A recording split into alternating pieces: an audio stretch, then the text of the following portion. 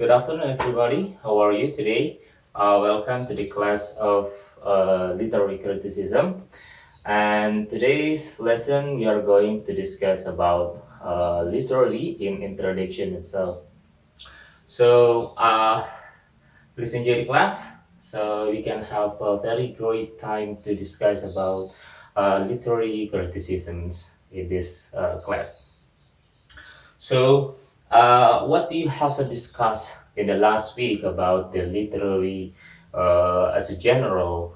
We come up with the idea how can we analyze, how can we support our thinking or our opinion about what's actually inside of the text itself in the literary. So, we need an package, we need an tools so we can have a very great idea about what is inside of the literary. So the literary criticism itself provide us to have an thesis on what actually we think on the literary. So in literary criticism, we are going to have five aspects or five sections that we can discuss through several meetings.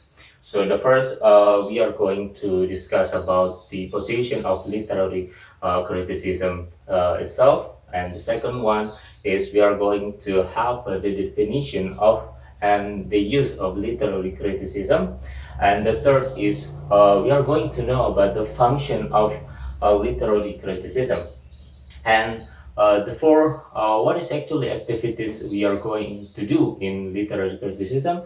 And in the last is what is the most common critical use that or always be applied in seeing the literary context. So we move to the first one. We are going to have our first sections here in the position of literary criticisms in nowadays. The position of literary criticism is divided into three sections under the scientific knowledge. What we are going to have in this thing is the literary science itself cover three different things in literary. So the first one, literary theory, and the second one is literary history, and the third, literary criticism that we are going to discuss in this class. So let's have a look on the literary theory. What actually we can have in that section. So the literary theory mainly discuss about the basics theory of literature. There are various types of theory that we can learn in literary theory. And the second one is the essential of literature. What is actually the emotion or the aspire and aspirations? What is the motivation of the author who write the literary work itself? We can learn it in literary theory. So the third one, literary principles. There are some principles that actually we can discuss in literary aspects. And the fourth, the background and the type of literature. There are various types and background of literary works appear in our daily life. So we need to discuss, we need to study about that. And then the last is systematic in literature, work and principles of literary assessment. And let's have seen for the last in this case, literary history. In literary history, we actually learn about the certain area of the time for the development of the literary itself. It can cover about the author and then literary itself, the literary work itself, and then the development during the period of the time. And the second, we are going to discuss about the future of the literary development.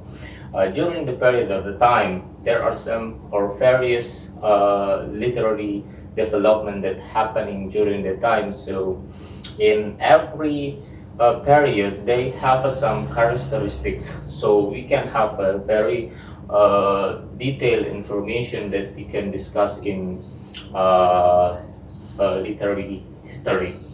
And the last things that we can learn in literary history is the social community and ideology.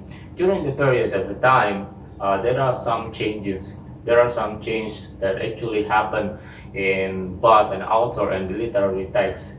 They can be mixed together, and then all the ideas from the author sometimes can be written on the literary work, and it can represent the period of the time during the period of the writing itself. So here's we come with the literary criticism. What actually literary criticism? Is it kind of judgment, or it is just like an you give an your opinion to the literary text that you have read? So according to the definition itself, the critics itself derived from the Greek word that means judge. The very things that we can learn from that, it is actually basic judgment on the text. And in another definition from Wallach and Warren, literary criticism is one of a branch of literature. It focuses on the assessment on the literary work.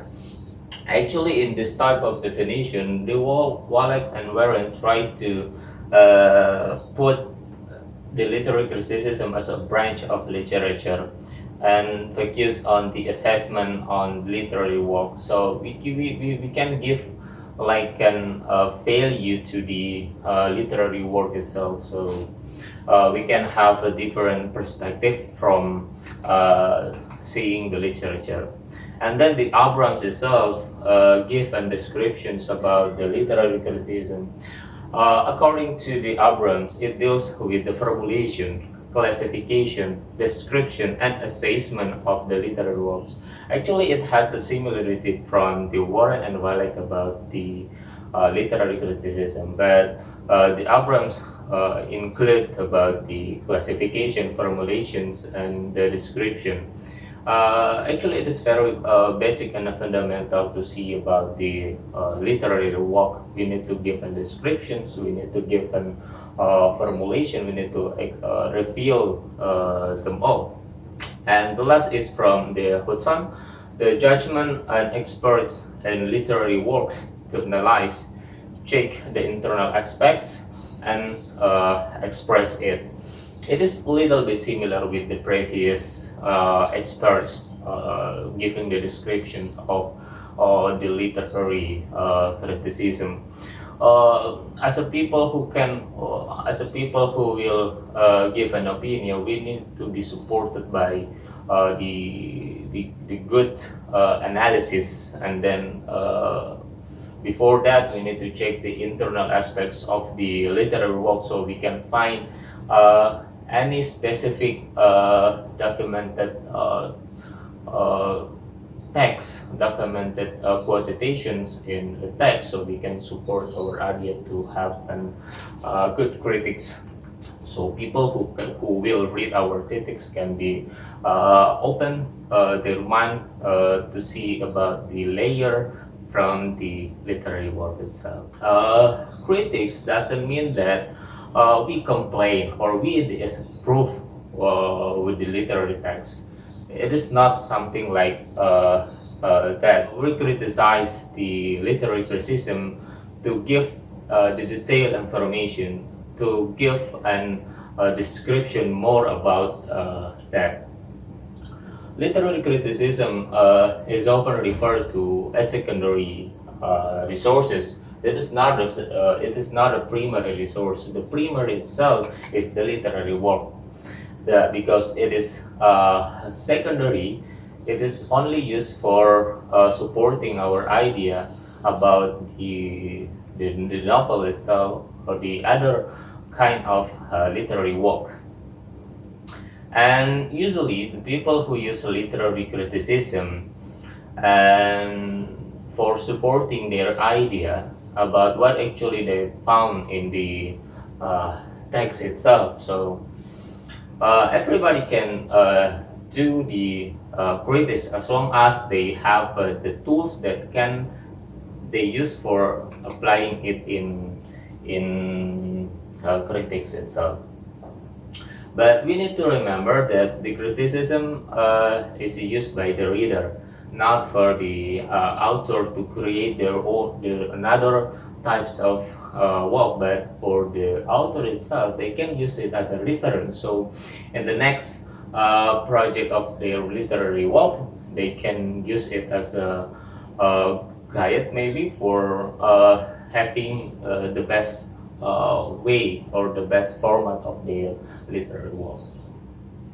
Uh, Therefore, before you begin to have your own critics on the literary work, you should have a proper theory and method to be applied on the literary work. So it can support your own thesis, which can develop your own paper to be published both online and offline.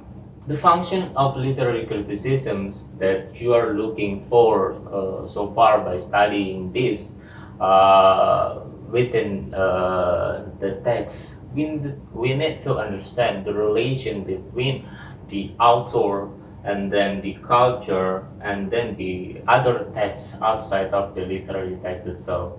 Sometimes the author, when they try to write their own literary works, they usually refer to the kind of cultures in their own country or in their own domicile. So it can help the author, but we need to see some realities why the authors make this literary work, why they put any scenes or any plot or any kind of stuff that can build the imagination of the reader itself. So, so far, what about our first 10 minutes that we have discussed so far? Do you have any questions that you can address to me about the use or definition in literary criticism? Yes, you may have a question. Oh, good. Yes, you may. Okay. Okay, great. Great question. Why should we criticize the literal work? That is actually sometimes a very simple question, but it is hard to answer. Why should we? Because the authors is already think about their own literary work. But why should we do it? Let's have a look like this, brother and sister in the classroom. The author who writes the literary work sometimes forget about the people response. The people response on their own literary work. So as we as an expert that has to learn about the method and the theory that we can apply to the to critics or to criticize the literary work, we can give an insightful to the people who will read that. Well, we continue for the next. The next we focus on literary criticism itself. What actually we are going to do in literary criticism? There are three aspects that we can learn in literary criticism. The first one is analyze, the second one interpretation, and the third one is a literary assessment. The three aspects in literary criticism can help us to understand fully about how to support your thesis on literary work that you have read and then you try to publish in so people can understand. So let's describe about the first one, the analysis. In analysis, we try to elaborate the elements for creating the literature and to relate it. In this case, in analysis, we read fully about the literary work and then we separate the elements in the literary work so we can relate it one each other to see about the relationship inside of each elements found in the literary work. So after we found all the elements in uh, building or creating the literary work, we move to the interpretation. In this interpretation, we focus on ambiguity, analogy, uncertainty in literary works to clarify. So by analyzing the elements that we have extracted from the literary work, we can come up with our own interpretation. Why why does the author make this kind of literary critics? Why does the author write this kind of quotation in the text? Does it refer to the cultural context or historical context? We need to find it, we need to interpret it. And the last, we come with the assessment. In this assessment, we try to show the value of the works based on the analysis and the interpretation. It is actually the last steps of doing critics on the literary text. After we analyze, we extract the element, we see the plot, we see the theme, we see the setting, and then we try to do an interpretation on the elements we have found, and then we come out with the assessment. We give our value, we give our thesis about the literary work itself, not judging, not disapprove about the text, but mainly give detailed information, detailed knowledge, detailed insight about what actually the literary works talk about. There's actually the role of us who has have the ability to give assessment on the literary work. Many of us as a reader think about what is actually the critical stance for literature. There are some aspects that we can study in critical itself, such as the formalistics, biographical, historical or culture, psychological, mythological, and then gender, and then the constructions. So let's have a one sample of aspects that usually can be critic in literary work. Let's have for the formalistics. A formalist reading of the text, the keys on symbol, metaphor, imagery, characterizations, and so on. So based on this, when we read the literature, when we read the literary work, we usually try to find the internal aspects in literary work. We sometimes find the metaphor inside of the literary works. We find the imagery idea about the author put on the literary text, and then the characterizations of every characters in the literary work.